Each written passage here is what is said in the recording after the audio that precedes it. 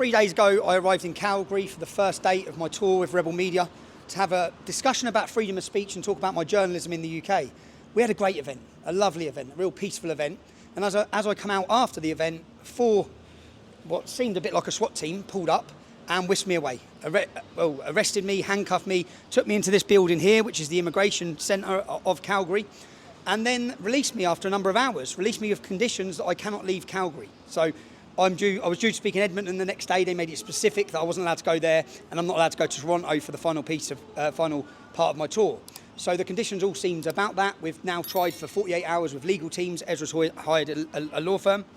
Yeah, we've got, in about 10 minutes, we're meeting with the immigration officials with arguably the top immigration lawyer in Canada, Michael Green, who used to be the chair of the immigration section for the Canadian Bar Association.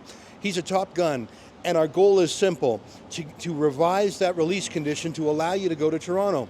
Our argument is simple also. It's a baldly political censorship move. There is no logical or legal reason why you can't give a speech there. And hopefully we'll be able to convince them legally. And I know that they're under pressure from the public relations disaster this has created. If you remember when you and me sat down with the immigration cop at first, he brought that up unsolicited. So I think they're feeling the pressure. They look like they're having a two-tier policing. Last point, Tommy, we've had tens of thousands of people walk across the border from New York into Quebec at a place called Roxham Road. The police never handcuff anybody. The police never put conditions on anybody. In fact, they physically help people bring their baggage over the border.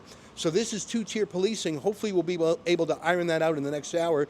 Last point, I may have a role, because one of the things that we might have to do is to give a guarantee that you will go to Toronto and then go home. So I'm prepared to sign and to pay for a surety, a bond. Ezra's got his checkbook. I actually did bring my checkbook because I believe that you will do that and go. And I believe that you're not here for any shenanigans. You're here to give a public speech.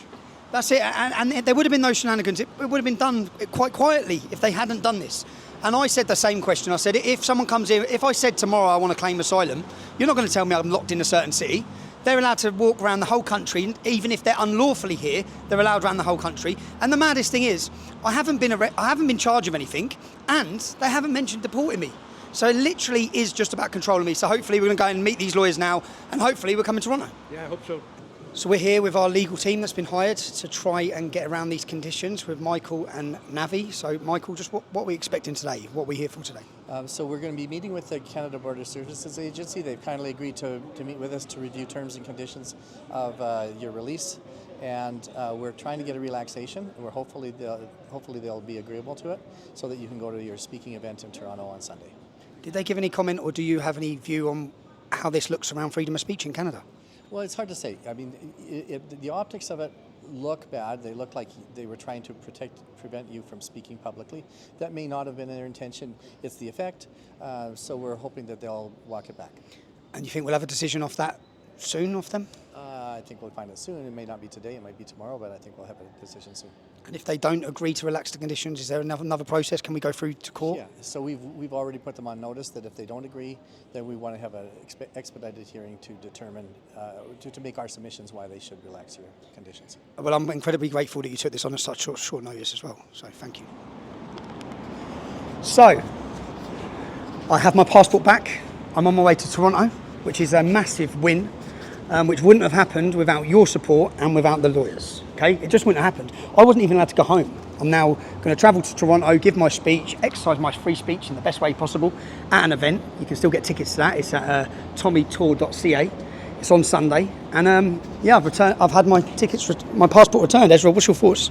Tommy, this is amazing. I mean, David and Goliath doesn't even capture it. Not only are you free to go and give a speech in Toronto, but there's no deportation order, there's no ban. You are leaving as a welcome and honored guest. We're delighted to have you.